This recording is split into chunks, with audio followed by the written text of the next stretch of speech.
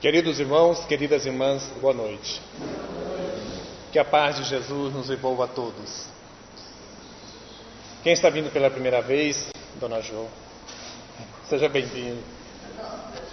A Camila e a Thaís, muito obrigado, Thaís, pela oportunidade. Estudando a mediunidade, e nós que estamos na doutrina espírita, muitas vezes vamos ouvir as pessoas dizerem que a mediunidade é uma criação, é uma invenção da doutrina espírita, do espiritismo, desta coisa que mexe com os espíritos. Então as pessoas pensam isso. Mas estas pessoas não se deram ao trabalho de estudar a mediunidade, nem de saber da sua origem, porque ela está conosco desde quando nós estamos caminhando na Terra. Mas as pessoas ouvem conceitos e geram ali os seus preconceitos, porque não se deram ao trabalho de investigar. Quando nós começamos a investigar, a estudar a mediunidade, e voltando nos tempos mais recuados, nós vamos encontrar várias passagens na história da humanidade onde a mediunidade está presente. Emmanuel, fazendo o preâmbulo do livro Mecanismos da Mediunidade, diz que a mediunidade acena na antiguidade terrestre com brilhantes manifestações mediúnicas. A reportagem da história, discípulos de Sócrates referem-se como admiração e respeito ao amigo invisível que o acompanhava constantemente. Sócrates tinha ao lado dele sempre, como todos nós temos, alguém que o orientava, que o amparava, que dava instruções, como todos nós temos. Nenhum de nós está caminhando na terra sozinho, abandonado, esquecido. Todos nós temos aqueles que são responsáveis por nós, que cuidam de nós, que nos dão orientações, que nos mostram o caminho, para que nós não percamos ou não nos percamos na estrada. E Sócrates também tinha o dele. Reporta-se Plutarco ao encontro de Bruto, certa noite com um dos seus perseguidores desencarnados a visitá-lo em pleno campo. Em Roma, no templo de Minerva, Pausanias, ali condenado a morrer de fome, passou a viver em espírito monodeizado, na revolta em que se alucinava, aparecendo e desaparecendo aos olhos de circunstantes assombrados. Durante largo tempo, ele aparecia às pessoas encarnadas e desaparecia. Nós aqui não teríamos problemas se nós vermos Gervásio aparecer em casa à noite ou qualquer hora do dia. Ninguém teria problema, porque nós somos espíritas. Nós temos já esta visão, esse entendimento da mediunidade ao ponto de nós não nos assustarmos, não temos medo. Eu sei que aqui ninguém teria medo. Imagina. Podemos achar, nosso irmão desencarnou, vamos ligar para ele. Não? Não, gente, mas é a realidade. Nós estamos no mundo espiritual, por mais que estejamos reencarnados, mas o mundo espiritual é o todo, e nós fazemos parte dele. Não há por que nós temermos os espíritos. Não há por que temermos.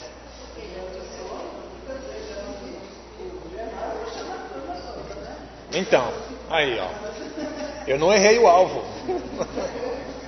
Chico Xavier convivia numa harmonia, é claro que ele tinha os sustos dele, com o mundo espiritual. Divaldo Pereira Franco, outros tantos Agora, se essas pessoas tivessem medo dos espíritos, seria o mesmo que nós termos medo um do outro, porque todos nós somos espíritos. Só que nós estamos reencarnados. Mas somos espíritos. Kardec, para dar uma visão, um entendimento melhor, diz que quando estamos reencarnados, alma. Quando estamos desencarnados, estamos no mundo espiritual, somos espíritos. Então não tem por que nós temermos os espíritos. Porque os obsessores estão aí de mãos dadas com a gente. E adianta a gente ter medo deles? Não, nós temos que ter coragem. Quanto mais coragem nós tivermos, poderemos ser menos assediados, menos prejudicados, porque nós temos coragem.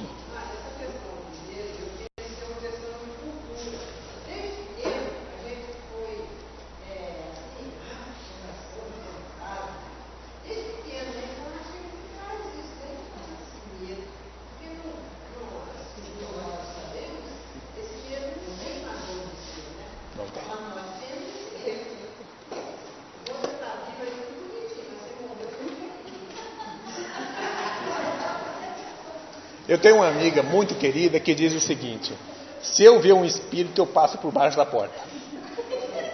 É espírita antes de mim, mas tem medo. Vocês têm medo, por exemplo, de casa mal assombrada? Eu não tenho. Eu tenho medo de casa bem assombrada. Aí dá medo. Mal assombrada não, é uma coisa de qualquer jeito, é uma assombraçãozinha qualquer. Mas bem assombrada, dá medo.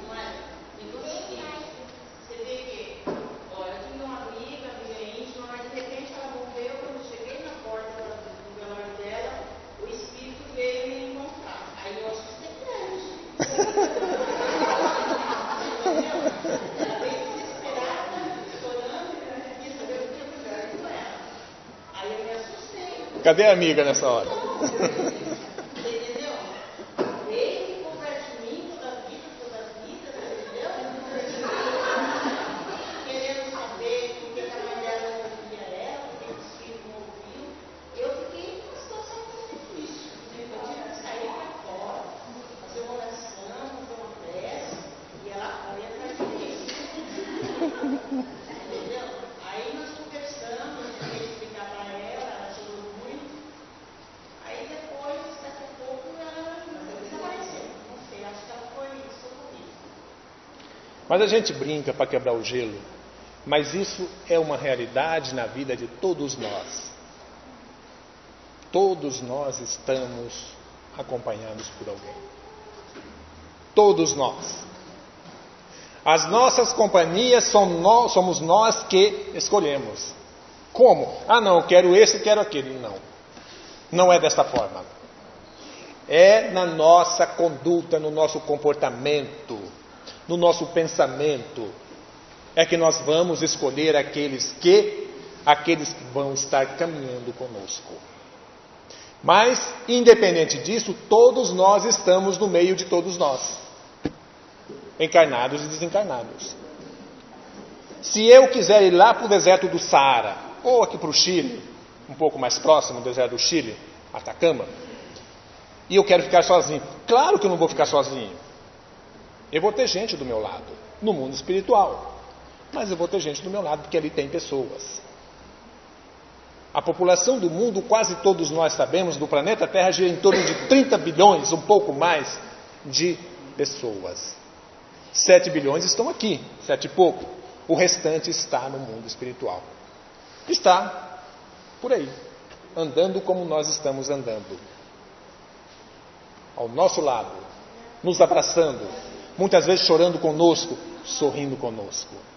Mas estão, o que adianta eu ter medo disso? Não adianta. Vamos enfrentar a realidade. Quando a gente cai em um rio caudaloso, se formos nadar contra a correnteza, provavelmente nos afogaremos. Mas se nós nadarmos a favor, provavelmente nos salvaremos.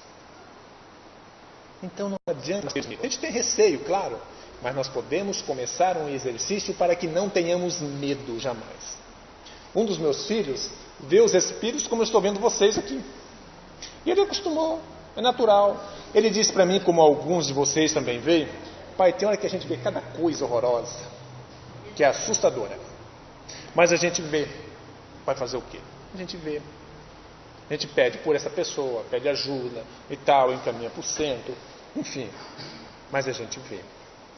Quem não vê, que é cego como eu, não tem problema. Mas é a mediunidade de cada um. Por exemplo, assim, esses dias aconteceu. Eu trabalho com a cura, peguei lá a bandeja, saí do elevador, no hospital. Um senhor sentado na porta do CTI. Eu ia falar do elevador, mas ele estava ali. Ele falou assim para mim, eu não quero morrer. Eu falei, bom, acho que cada um tem seu tempo. Eu falei para mim, vai lá no centro. Isso é natural, ele fica comigo ou ele vem para cá?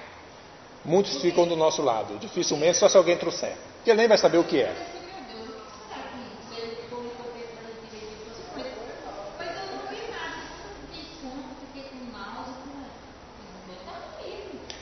É muito comum nós, médiuns, que trabalhamos na doutrina, na mediunidade, um dia antes da atividade mediúnica, ou no mesmo dia, a gente sentir alguma coisa que não é nossa, mas que é de alguém que se aproxima ou que é colocado ao nosso lado para ser conduzido à casa ou pronto-socorro, para ser atendido. E muitas vezes o médium fica com aquela coisa estranha, aquele mal-estar, que é um problema não dele, mas é um problema do espírito, e que o medianeiro capta através do perispírito, porque muita gente pensa de forma equivocada que o espírito entra dentro de alguém, principalmente numa incorporação, que o espírito entra. Não existe isso, nós não somos um vasilhame, que o espírito chega e entra em nós. Nós já somos o espírito que estamos em um corpo e estamos utilizando, não tem como colocar os dois. Então, através do perispírito, o perispírito é aproximado e nós vamos sentir, muitas vezes, a sensação daquele espírito. Tem gente que não sente nada, mas tem pessoas que sentem muita coisa. E vem ao centro, esse irmão é tratado e aí a pessoa fica muito bem. Mas ali está alguém que foi socorrido. Pode ser um amigo, um conhecido, um parente consanguíneo. A espiritualidade muitas vezes coloca essa pessoa do nosso lado para ser socorrida, enfim. Há um leque de coisas, de oportunidades, faz com que esse espírito seja trazido ao centro para ser tratado.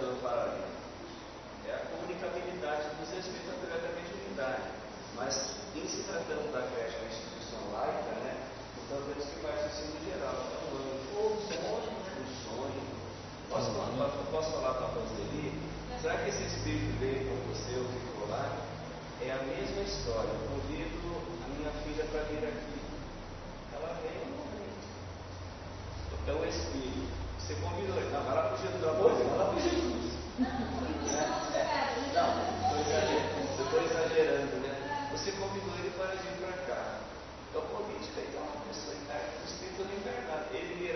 depois do livre-arbítrio dele.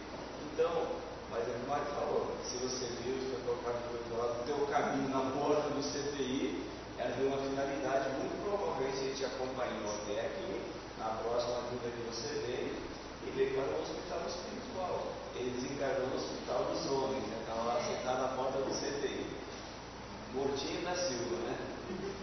De repente, você trouxe ele para cá. Posso contar uma história do hospital que eu contei na viagem, rapidinho, um minuto só.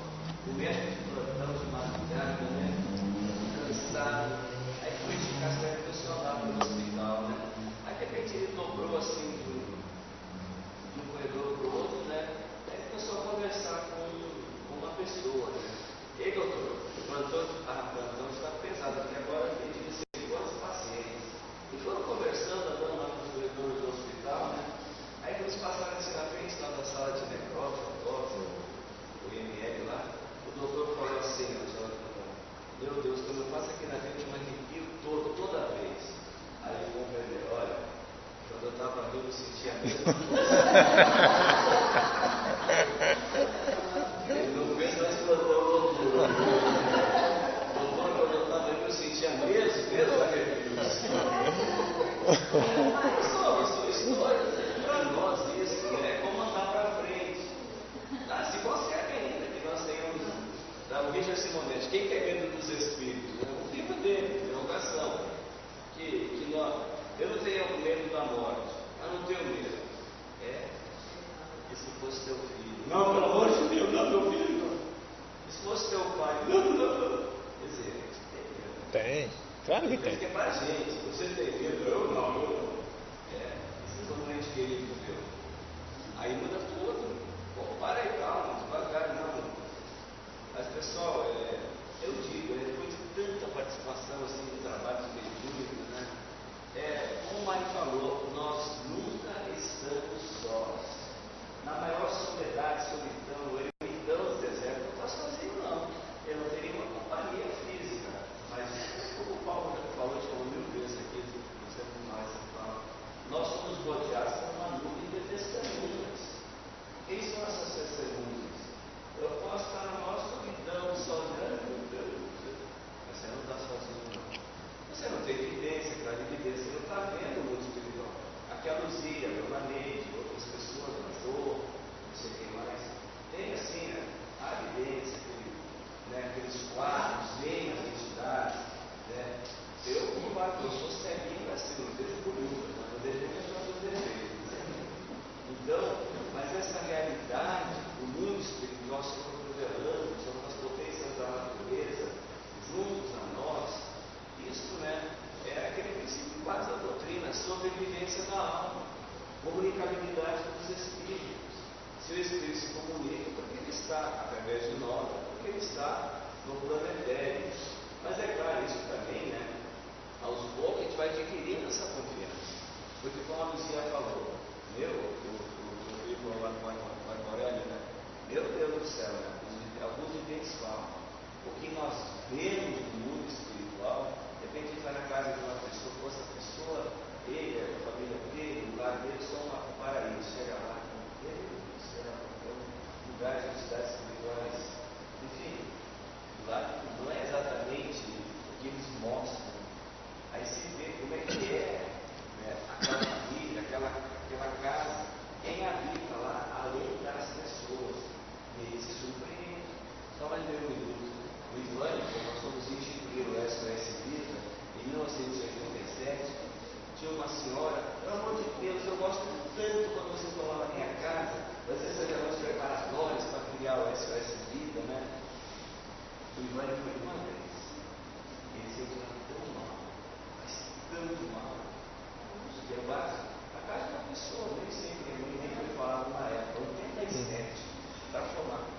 Eu não volto na mãe, eu faço 12 anos sempre espírito, nem sempre com você, não é?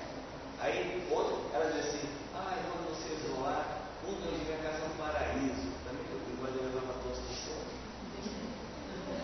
Mas eu fui uma vez, eu não volto nunca mais lá, aquela casa é um horror, espiritualmente falando. Os habitantes espirituais são todos doentes ao extremo. E o Ivan, quem o conhece aqui, a pessoa conhece, aqui é uma mediunidade. Aliás,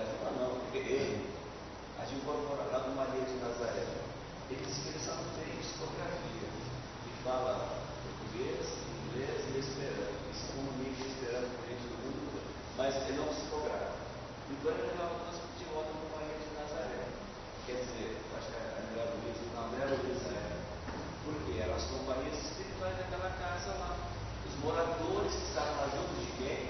Os inimigos materiais, os seres humanos. Ela dizia, vocês estão bem para vocês virem aqui fazer a reunião. E isso é muito comum, e eu conheço pessoas que visitam outras pessoas que estão doentes, que estão mal, que estão caídas. Chega lá, conversa meia hora, uma hora, tal, dá um passo pelo pensamento, que você não precisa impor a mão, sobrepor a mão. Você dá um passo e tal, e sai de lá um caco. E a pessoa liga depois, nossa, depois que você veio aqui eu fiquei tão bem. Perde energia e leva muitas vezes ao lado, na tiracolo, alguns. Então a pessoa fica bem, mas você fica um bagaço. Não é a caridade, mas é o seguinte, nós temos recursos para nos libertarmos, para nos repormos a energia. Aquela família não tem. É por isso que nós estamos estudando a doutrina espírita, a mediunidade. Para que, compreendendo a faculdade mediúnica, nós podemos nos repormos em energia e ficarmos bem. Ficamos mal, eu não sou médium de incorporação, mas eu falo baseado naquilo que eu leio, que eu estudo. E com o tempo depois, a gente já se recompõe. Aquela pessoa não, ela está sempre com problema. Ela não tem esse conhecimento, ela não entende, então ela fica sempre mal. Dependendo também, não é muito rápido. Você repõe sua energia. Não. Teve uma vez aqui, e no outro dia eu ainda não estava bem. Eu senti. No outro dia, quando eu vim, na quinta-feira, eles levaram um corredor para fazer uma assistência lá dentro, eu não tinha condição ainda. E essa coisa da gente ver os espíritos, eu me lembro que Divaldo Pereira Franco, certa feita ele viajou de Salvador a Fortaleza, e ele encontrou Pietro Baldi no avião. E ele já sabia que Pietro Baldi sempre estudou também a questão paranormal das pessoas. E ele, conversando com Pietro Baldi, aí Pietro falou que ele via os espíritos e tal, e Divaldo, que era muito jovem, se não me engano era 1951, uma coisa assim. Mas você vê, eu vejo. Mas olha, Pedro, eu pensava que era só eu que via. E eu pensava que eu era maluco. Porque só eu via, as pessoas não vêem e tal. E eu vejo coisas. Eu vejo quando as pessoas vêm falar comigo, me contar uma história, e vem uma outra pessoa e diz, é mentira, é mentiroso, não é nada disso. E a pessoa está me contando, e eu estou ouvindo ela e aquela outra pessoa. Eu não sei quem acreditar. Se quem está me contando a história, ou a pessoa que está dizendo que é mentira. Então eu fico numa saia justa, eu fico numa bifurcação, e eu não sei o que fazer, em quem acreditar. E tanta coisa que eu vejo. Então Pedro disse o seguinte, pois é, meu filho, você ainda é muito jovem, mas eu vejo coisa pior. Eu vejo pessoas que vêm até mim, e essa pessoa que vem até mim, elas têm um outro montado no cangote, tocando-lhe a espora na costela como se fosse um cavalo. E eu vejo isso sempre. E eu fico compadecido dos dois, porque um é a vítima, outro é o algoz, mas eu sei que o algoz também é doente. Então eu vejo essas coisas e eu não sei o que fazer. Eu sei que eu devo fazer uma prece, qualquer coisa, um pensamento positivo, pedir ajuda àqueles dois, ou mais de um muitas vezes. Então são coisas que nós, médiuns videntes, vemos que nos traz mal-estar, náuseas.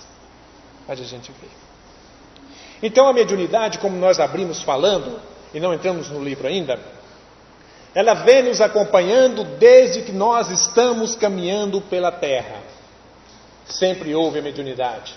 Deram-lhe vários nomes. Mediunidade é uma palavra nova, cunhada por Allan Kardec. Se esta palavra está em outro livro, esse outro livro, se for mais antigo, ele foi adulterado. Porque esta palavra não existia, por exemplo, quando a Bíblia foi editada. Se lá nós encontramos a palavra mediunidade, ela foi adulterada porque essa palavra não existia antes. Então a mediunidade, ela vem conosco desde que nós estamos caminhando na Terra. Sabe-se que Nero, nos últimos dias de seu reinado, viu-se fora do corpo carnal. junto de Agripa e de Otávia, sua genitora e sua esposa, ambas assassinadas por sua ordem. Era um filho maravilhoso, né? Ali pressagerem a queda no abismo. Os espíritos vingativos em torno de Calígula eram tantos que depois de lhe enterrarem os restos nos jardins de Lâmia, eram ali vistos frequentemente até que se lhes exumaram os despojos para incineração. A mãe e a esposa vieram avisar Nero do abismo que o esperava. O que é isso? É através da mediunidade. Só existe um caminho, só existe um meio, só existe uma porta. Mediunidade.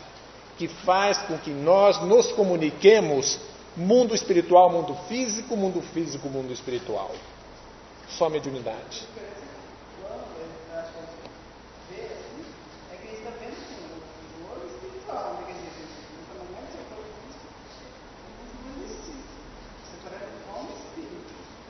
Com o olho espiritual, né? Não é com o olho físico que você vê.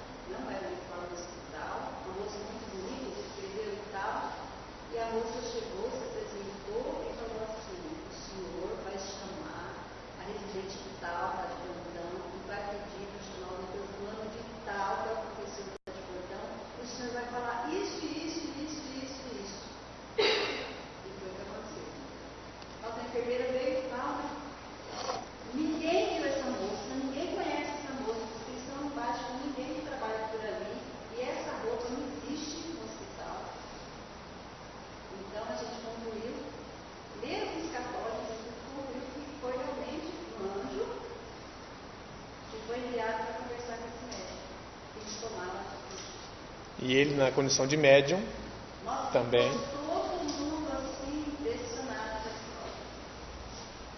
É a autenticação da mediunidade.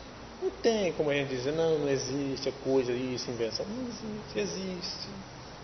Como que Maria foi avisada que ela seria a mãe de Jesus? Através da mediunidade. Quando vieram me avisar. Como que Jesus viu Moisés e Elias no Tabor, juntamente com Pedro, João e Tiago? Através da mediunidade. Francisco de Assis, Madre Teresa, Teresa d'Ávila, São João Bosco e outros tantos que dialogavam com os espíritos através do quê? Da mediunidade. E que está sempre cada vez mais presente em nosso meio. Parabéns para nós que estamos buscando entender a mediunidade. Para quê? Para que possamos no dia a dia, e aqueles que vêm após nós também possam entender a faculdade mediúnica e poder ser um instrumento melhor trabalhado para atender aqueles que Jesus nos pede que sejam atendidos. Então a mediunidade é uma faculdade fantástica. E que boa parte de nós ainda, infelizmente, tem medo. Pois não, Thaís?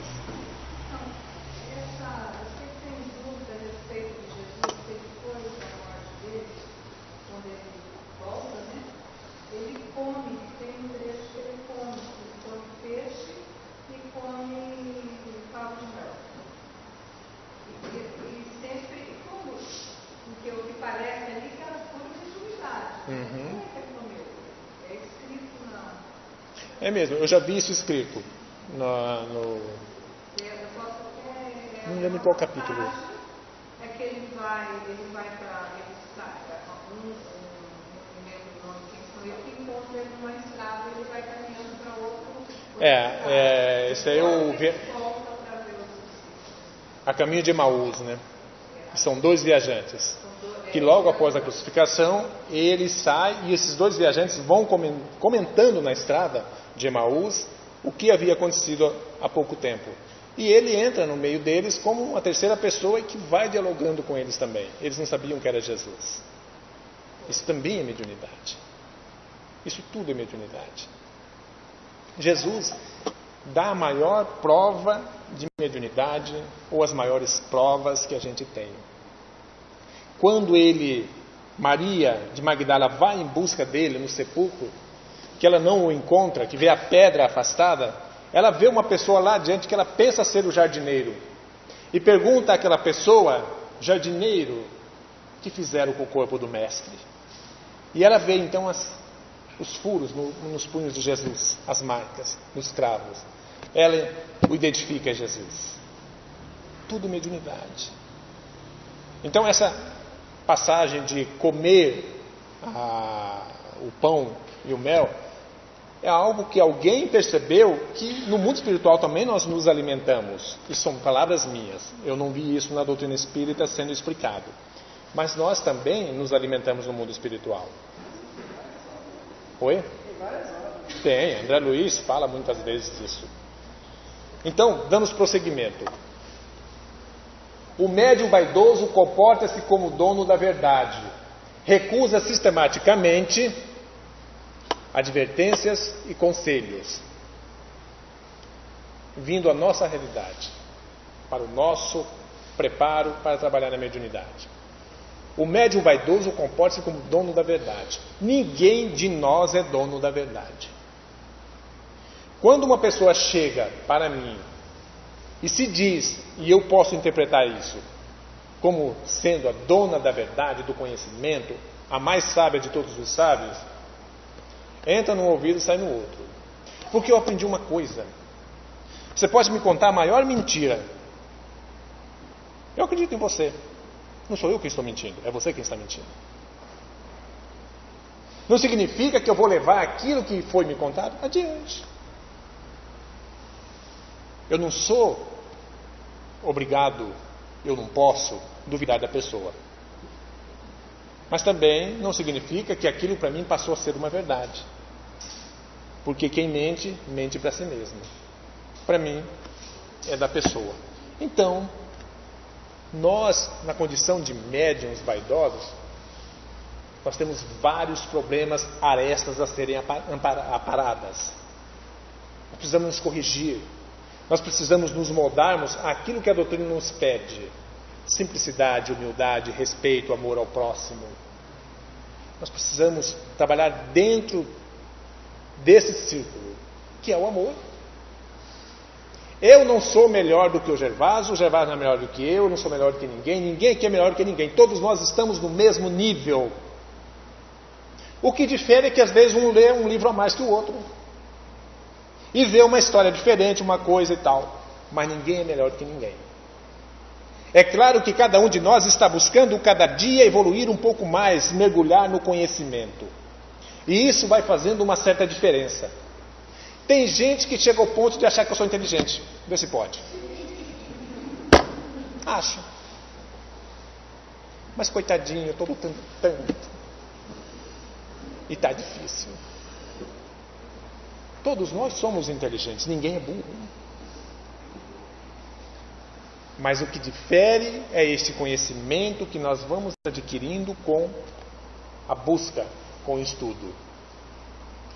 Esse médium recusa sistematicamente advertências e conselhos, porque ele sabe tudo. Quem sou eu para dar orientação, cobrar alguma coisa de uma pessoa como essa? Ninguém. É claro que não vai me dar ouvidos. Porque ele é o máximo. Este que é o máximo não é um bom trabalhador, não é um bom médium. Ele está precisando se lapidar. Então nós que estamos iniciando, que estamos trabalhando na mediunidade, busquemos sempre a simplicidade. Seja quem for, bateu a nossa porta, vamos abrir.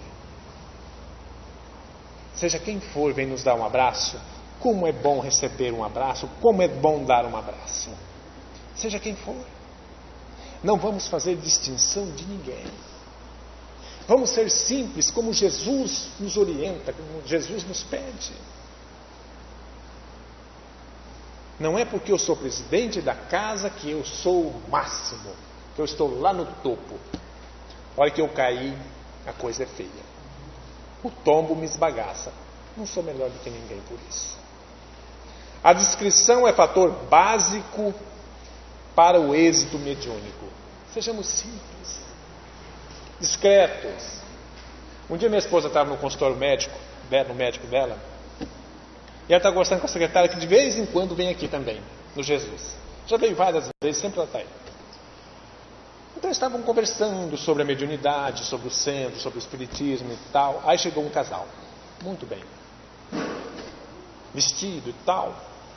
E aí a secretária falou, ela é médium, ela trabalha na casa, no Missionários da Luz. Na época a gente estava no missionário, né? Mas a secretária já vinha aqui, porque ela mora aqui perto. Ela é médium? Que bom. Médium mesmo é minha esposa, porque ela vai no centro, ela recebe, ela dá passe. Essa é médium. Que bom. Parabéns, é ótimo.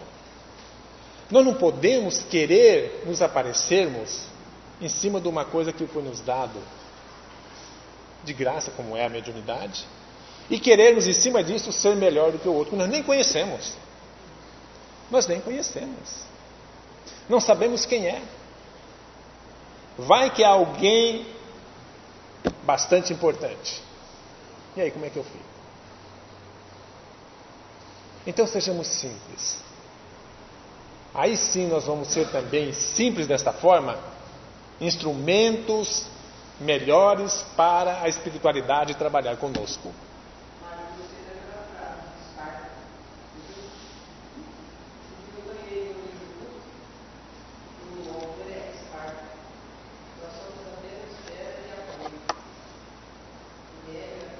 Exatamente.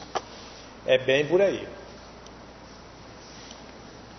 Conhecer problemas pela mediunidade ou por relatos íntimos, confidenciais e revelá-los é falta de caridade.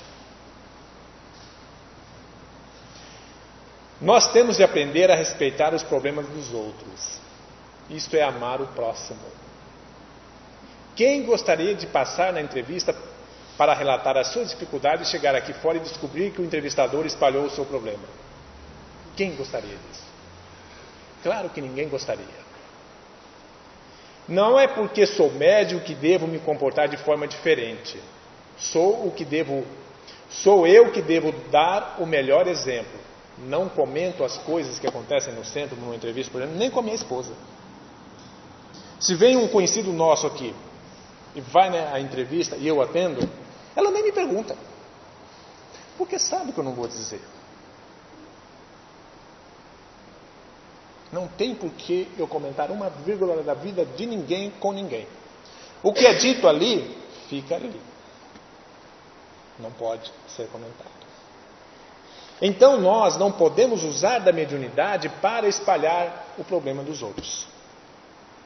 Por exemplo, na faculdade mediúnica de Divaldo Pereira Franco, que via o outro vir e falar, é mentira, é um mentiroso e tal. Imagina se eu começo a espalhar isso, fulano de tal. Seu Davi vem me contar uma história, mas tinha um outro do lado dele, falei que ele é um mentiroso, que não é nada disso. Então, imagina, fico quieto. Nós temos de ser o máximo discretos possíveis. A gente vê cada coisa e se cala diante dessa certa coisa, dessa cada coisa. Porque não compensa, nós temos de pensar uma coisa e depois. Eu faço tal coisa errada e depois. Nós temos que pensar no depois. Pode nos custar muitos dissabores. Então nós queremos trabalhar na mediunidade? Queremos. Que maravilha. Então vamos nos adequarmos para que trabalhemos corretamente na mediunidade. Senão, a espiritualidade vai nos deixar de lado e vai buscar outro que estejam em melhores condições. Vários são os tipos de mediunidade conforme se vê em O Livro dos Médiuns, mas esse livro não tem a finalidade de enumerá-las. Tem outras obras também. Quem já leu o Livro dos Médiuns?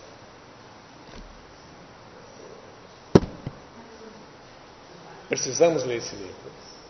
Nós que estamos educando a mediunidade, precisamos ler o Livro dos Médiuns. É um livro assim difícil de ler, porque ele é muito complexo. Algumas partes são muito complexas. Mas nós precisamos estudar o Livro dos Médiuns para nos ajudar na educação mediúnica. Paulo, na primeira epístola aos Coríntios, afirma que os dons são diversos, mas o Espírito é o mesmo. Isso está no capítulo 12, versículo 4 da epístola aos Coríntios. Afirma que os dons são diversos, mas o Espírito é o mesmo. O que são esses dons diversos? A faculdade mediúnica. Nós temos vidência, clarividência, audiência, psicofonia, psicografia, enfim, um leque de mediunidade, mas o Espírito é o mesmo.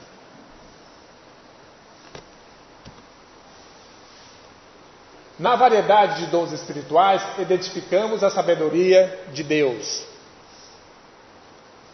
Cada um recebe segundo as próprias possibilidades e necessidades.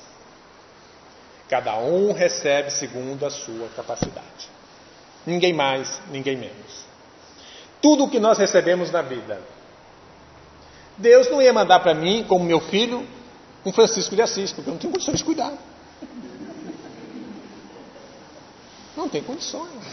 Então ele mandou lá 3 menininhos e tal, beleza. Estou tendo um trabalho danado, mas estou cuidando e tal.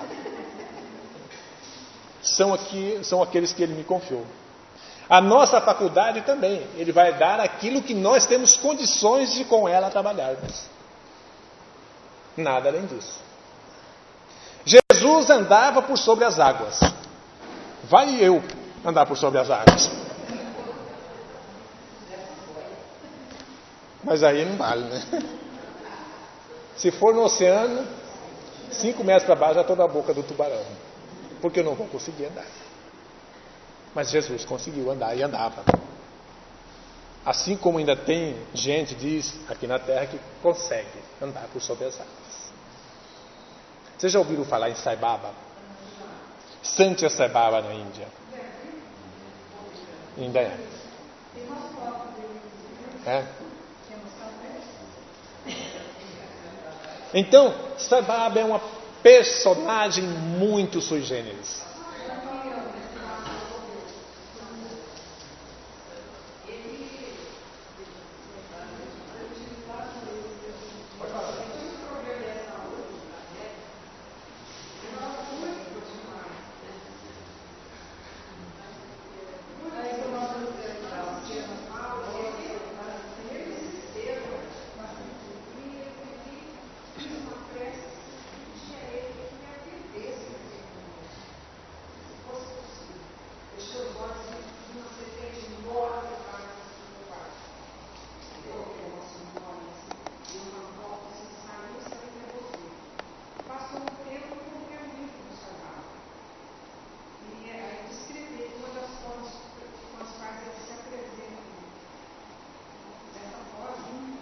Como uma serpente.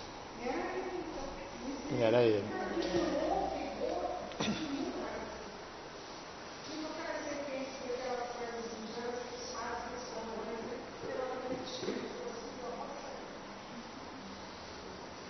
Eu não ia nem falar nada sobre, eu falei porque essa questão de Jesus andar por sobre as águas, porque ele tem assim histórias muito interessantes.